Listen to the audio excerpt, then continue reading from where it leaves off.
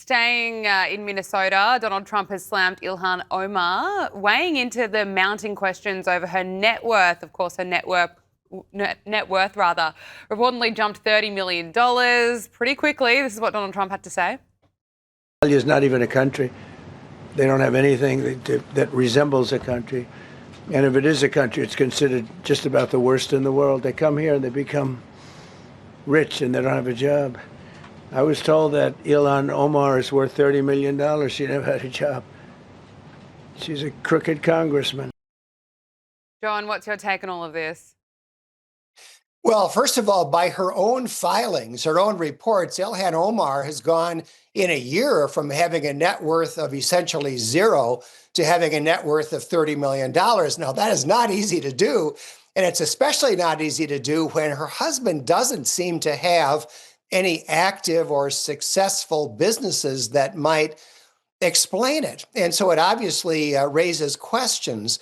And another thing that is calling out for investigation is that it was Ilhan Omar who introduced the free food legislation that enabled the Feeding Our Future fraud, the Feeding Our Future scandal, which adds up now to about $500 million and was centered in the Somalian community. So a lot of people are wondering whether some of that $500 million might have wound up with Ilhan Omar. I have no idea whether that's the case or not, but certainly her sudden wealth is worth looking into. Oh, of course. Now, I want to turn to Iran because, of course, over the past few weeks, we have just seen extraordinary scenes of courage from the people of Iran and also so much devastation. I mean, the scale of the violence deployed by Iran's security forces against protesters has been staggering. Thousands of people have been killed since demonstrations began. Many others detained, tortured. Josh, what are your thoughts on where to from here? What do you expect will happen in the future? Do you think it's inevitable that the regime will fall? Well, the first thing to note is, just the staggering degree of just human carnage. We don't know the exact number of deaths, but at this point, Iranian state television, so that's the lowest possible estimate. They're now saying about 3.5 to 4,000. Most estimates now have it at least 20, 25,000, possibly more than that. And that's horrific. You're talking here about a government murdering its own people for having the temerity, for having the chutzpah to say that actually our economy is terrible. There is a water drought. Our currency is losing value relative to the dollar and other Western currencies there. We just want to drink water. We want to eat food. We want to not starve. Stop spending money on these foreign terrorist organizations. Stop funding Hezbollah in Lebanon. Stop funding the Houthis in Yemen and on and on and on there. This particular uprising was really sparked not by concerns about the hijab or anything. That was a 2022 protest. This was really an economic protest. And a regime that murders potentially upwards of 25, God knows how many, 30, who knows how many thousands of its own citizens because of a desire to want the government to provide for their economic needs. It's just staggering about the degree of evil. Now, is the regime going to fall? Look, they've been around now for over 4.5 decades. They took power in the revolution in 1979. They have been through these sorts of uprisings before. This is arguably the most severe uprising that they faced in their 4.5 decades, at least going back to 2009, the so-called Green Revolution that Barack Obama did very little, if anything, to support at the time. I will say, Gabriella, I think that President Trump has a red line to fulfill at this point there. I'm not a big fan of red lines. My foreign policy is very much in accord with President Teddy Roosevelt, who famously said, speak softly and carry a big stick. That's my preference. But Donald Trump drew a red line pretty clearly, actually, multiple times on Truth Social. He said, keep on going. Help is on the way. We will not tolerate the regime slaughtering its own citizens. Well, I hate to be the bearer of bad news, but that red line has been crossed. It's been eviscerated, trampled over.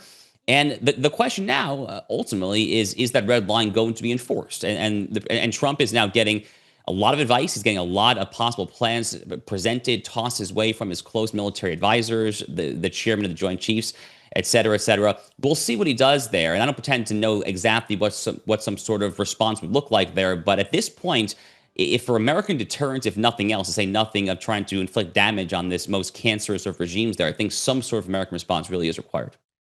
John, what do you make of that? Do you think that Donald Trump should take action? I agree with absolutely everything that Josh just said.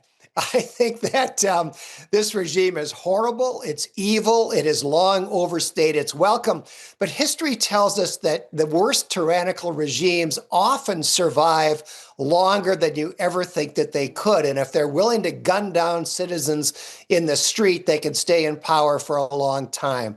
So I hope that the administration finds an effective way to get its thumb on the scale on behalf of the people of Iran and help to bring about the destruction of the mullah's regime. Absolutely. Look, before I let you go, I just want to bring you President Trump's comments on Marco Rubio. He said that Marco Rubio will be going down as the greatest Secretary of State in United States history. Let's listen.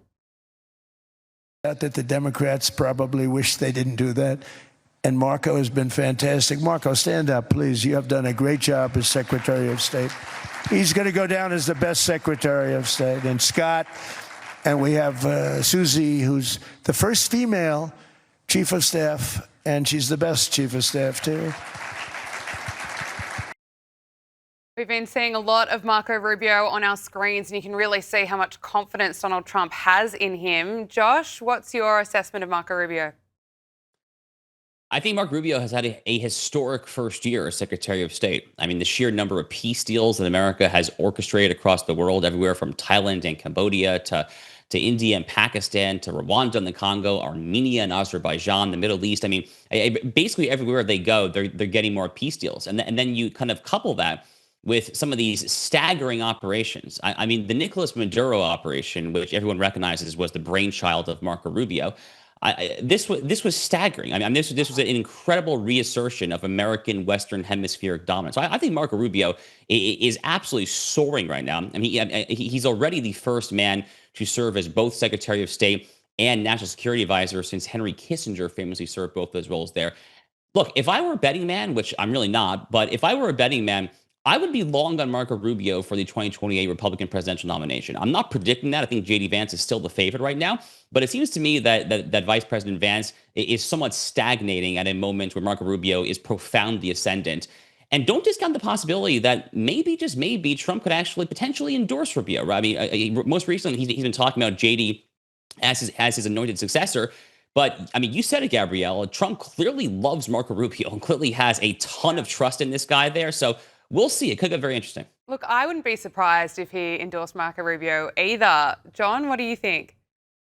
Well, I think we have to wait until Trump's term is over and let a little time go by to see what the cumulative effect of all these foreign policies turns out to be. We'll leave that to the historians, but I agree that Marco Rubio is doing a terrific job. I know Marco a little. I've worked with him. I think he is extraordinarily competent and a genuinely good guy. Everyone who knows Marco likes him, and I think he does a great job of representing our country. John Hinderaker, President of the Center of the American Experiment, and Josh Hammer, Senior Editor at Large at Newsweek. Thank you both so much for joining us. Thank you, Gabrielle.